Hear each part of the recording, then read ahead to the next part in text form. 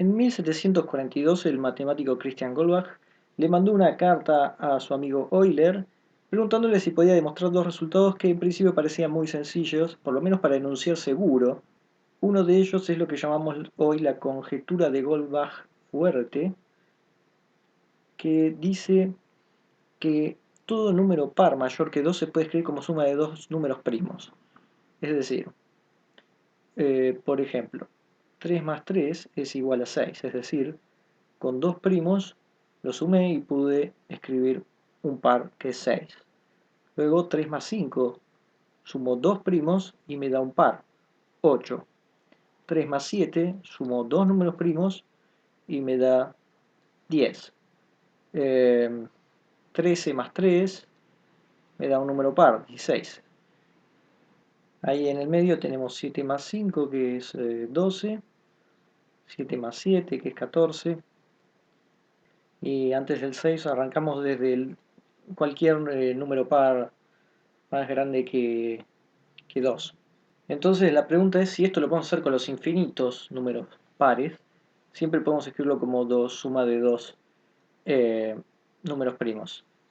Luego está la débil. La débil es parecida. Es que todo número impar mayor a 5 puede ser expresado como suma de tres primos. Por ejemplo, 2 más 2 más 3 es 7. Luego tenemos 3 más 3 más 3 igual a 9. 3 más 3 más 5 igual a 11. Y así podemos seguir. Por ejemplo, qué sé yo, 53 más 13 más 11 77. Uno puede entonces preguntarse lo mismo que con dos números primos, si suman siempre, si todo número par lo podemos escribir como suma de dos números primos. Entonces, si todo número impar lo podemos escribir como suma de tres números primos, empezando desde 5. Acá empezábamos desde 2, o sea, mayor a 2, acá mayor a 5. Pero lo que nos importa es que este tipo de conjeturas tienen el infinito de por medio y eso hace pensar que, por ejemplo, una computadora no nos podría ayudar porque no puede calcular infinitos números. Sin embargo, puede ser de mucha ayuda. La conjetura fuerte todavía no está probada y es fuerte porque si uno demuestra esta, automáticamente implica la otra, la débil. Pero la débil fue demostrada hace poco. En los años 2012 y 2013, el peruano Gerald Helfgott publicó unos papers demostrando la conjetura, pero hay que explicar bien que hubo un aporte de la computadora en la resolución de esta conjetura. Y las computadoras no pueden hacer infinitos cálculos, pueden hacer finitos cálculos, pero también se utilizó técnicas de demostración que no son del todo completas en el sentido de que se hacen para todo número más grande que uno determinado. Es decir, lo que se hizo bastante es decir, tenemos un número cualquiera, C, y para cualquier número más grande que C, digámoslo así, para cualquier n mayor a C, la conjetura es válida. Entonces, vale, empezamos en 5, tenemos todos los impares, pero en algún lado está esta constante C. Y luego siguen los infinitos impares. Bueno, teóricamente uno lo que hace es decir, para cualquier número más grande que C, y ahí es donde entra el infinito, la conjetura está demostrada. Entonces solo quedan finitos números, y esto sí lo podría en principio hacer una computadora. El problema es que este C puede ser tan grande como uno quiera. De hecho, antes de que Helmholtz demostrara o presentara su demostración, se tenía una cota que era e a la 3100. O sea, es un número muy grande en términos computacionales. Se necesitaría muchísimo tiempo más del que uno puede imaginar para poder fijarse si todos los impares hasta este número se pueden escribir como suma de tres primos. Las computadoras eh, hicieron su aporte hasta aproximadamente 10 a la 29.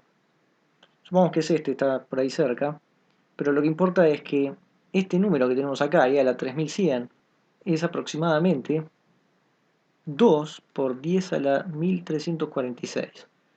Entonces, estamos bastante lejos. Esto no está a escala, pero supongamos que está por acá, el 10 a la 29.